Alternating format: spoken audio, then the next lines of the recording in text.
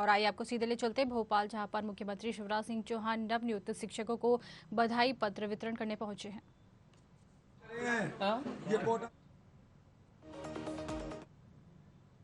रोजी रोटी कमा ले और तीसरा है नागरिकता के संस्कार देना। तो ये आपको करना है और ये आप तब कर पाएंगे जब आप वैसा सोचेंगे। अपन ने अगर वैसा नहीं सोचा तो हम नहीं कर सकते कुछ भी। गांधी जी के पास एक मां गई अपने बेटे को लेके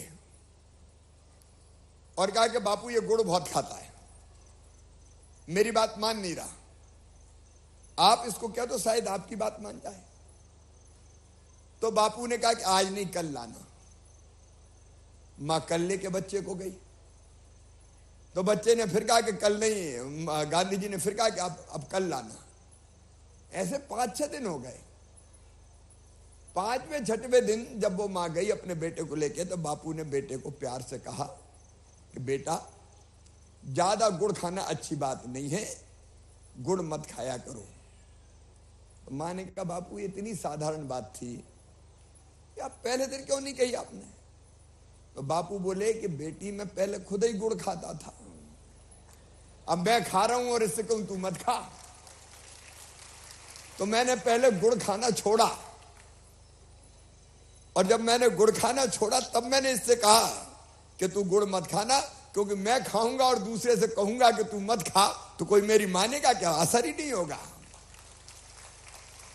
मेरा भाव आप समझ गए होंगे। हम करें और बच्चे से कहो मत करो तो बच्चा मानेगा क्या हमारी बात? पहले हमको वैसा बन के खुद दिखाना पड़ेगा। अपनी दृढ़ता चाहिए, अपना आचरण, अपना व्यवहार,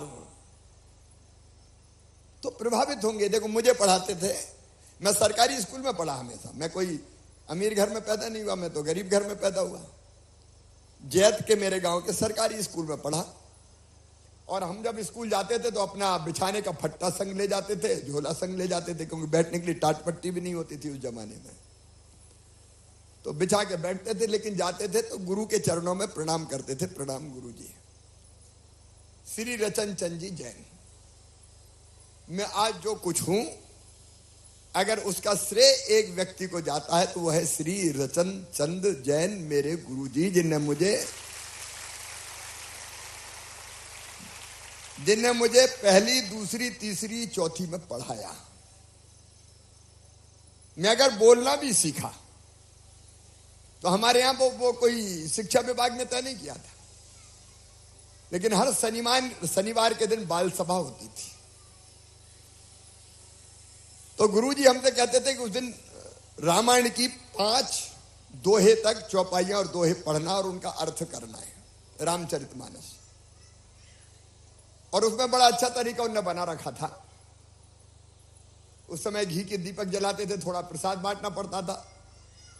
तो एक बच्चे से कहते थे कौन फूल चढ़ाएगा? जो फूल चढ़ाता था वो अगले शनिवार को अपने घर से दीप घी की बाती लाता था और थोड़ा सा प्रसाद लाता था।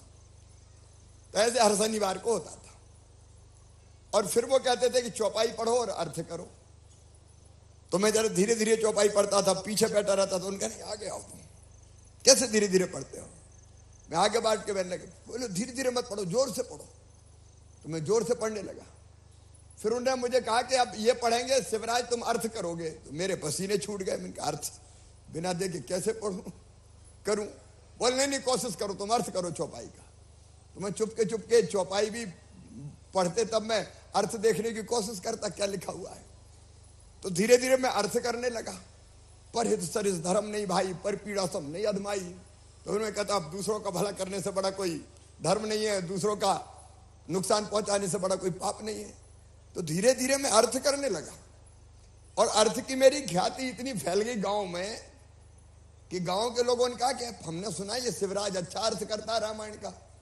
तो सावन के भादों के महीने में, अब तो जमाना बदल गया, उस समय मेरी 64 साल की उम्र है, जब मैं 4वीं-5वीं पढ़ रहा था तब की बात कर रहा हूं मैं।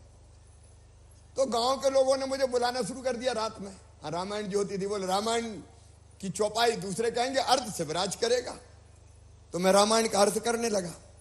तो धीरे धीरे मैं रामायण का विद्वान बन गया, मैं बोलना सीख गया, भाषण देना सीख गया और कई तरह का ज्ञान मुझे मिल गया। आप सोचो, अगर श्री रतनचंद जैन जी आज भी हैं, मुझे रामायण नहीं पढ़ाते इस ढंग से, कहते नहीं कि आ गया जोर से बोल अर्थ कर, तो मैं यहां पहुंचते नहीं, मैं कई चीजें समझते नहीं, मैं अच्छा वक्ता बनते ही नहीं। गुरु गढ़ देता है, मैंने तो अपनी उदाहरण आपको दे दिया। और इसलिए मेरे प्रिय बेटा बेटियों, क्योंकि मेरा अधिकार है, मैं देखो, मैं मध्य प्रदेश के एक परिवार मानता हूं, मैं सरकार नहीं, मैं परिवार चलाता हूं। हम सब एक परिवार हैं, एक परिवार है। और इसलिए मैं कह रहा हूं कि जीवन का आनंद तब है जब हम कई ऐसे बच्चे खड़े कर दें जो प्रदेश में, देश में, गांव में नाम रोशन करें, नाम ऊंचा करें और वैसा करने के योग्य हम बने। क्योंकि व्यक्ति बोलता है तो नहीं सुनते, आचरण बोलता है। इज्जत तो किसकी करते हैं बताइए?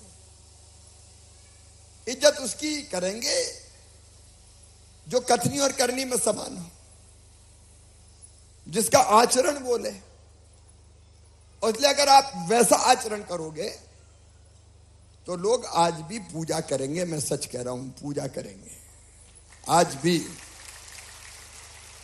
अच्छों का सम्मान करने वाले लोग हैं और बच्चे तो जिंदगी भर आपके आभारी रहेंगे। और इसलिए आप जीवन की दिशा तय करो। एक बात मैं कह रहा हूं कि आपकी चिंता मैं करूंगा।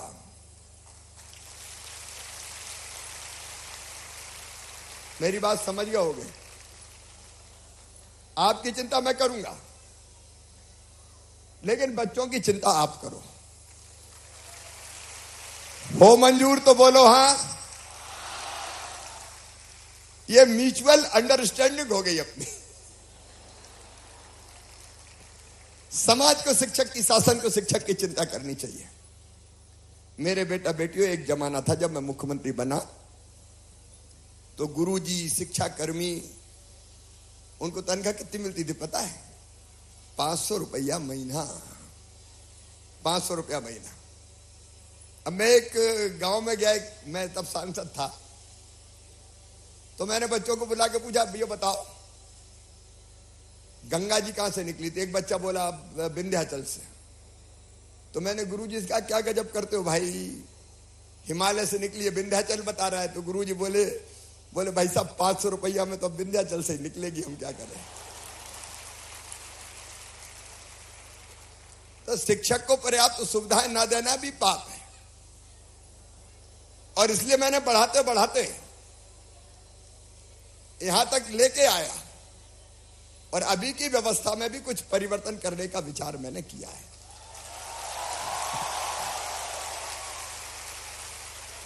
लेकिन आप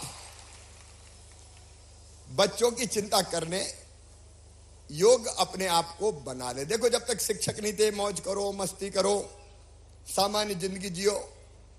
अब बच्चे आपको थोड़ा अलग देखना चाहेंगे और तभी आप उनको गढ़ पाएंगे।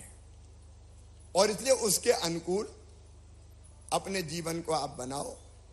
देखो, अब कई वर्षों तक आपको शिक्षक रहना है, गुरु रहना है। अभी अपना प्रारंभ है, 30 साल 35 साल हमको रहना है। तो उसके अनुरूप हमारा आचरण, हमारा व्यवहार बने। गीता के एक श्लोक है, वो मैं आज आपको सुनाना चाहता हूं। वो हर प्रोफेशन पे फिट होता है। अच्छा कार्यकर्ता कौन, सात्विक कार्यकर्ता कौन। तो गीता जी में कहा, भगवान श्री कृष्ण ने अर्जुन से मुक्त संगो अनहमवादी धृति उत्साह समन्विता सिद्धि असिद्धियो निर्विकारा कर्ता सात्विक उचिते। मुक्त संगो मतलब सब बच्चे हमारे लिए बराबर हैं।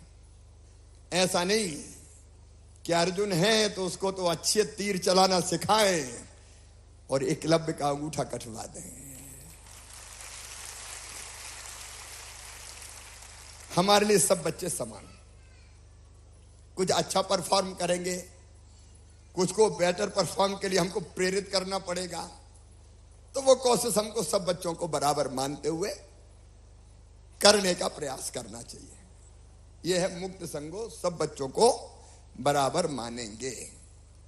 अनहमवादी मतलब हम अहंकार से भरे ना रहें।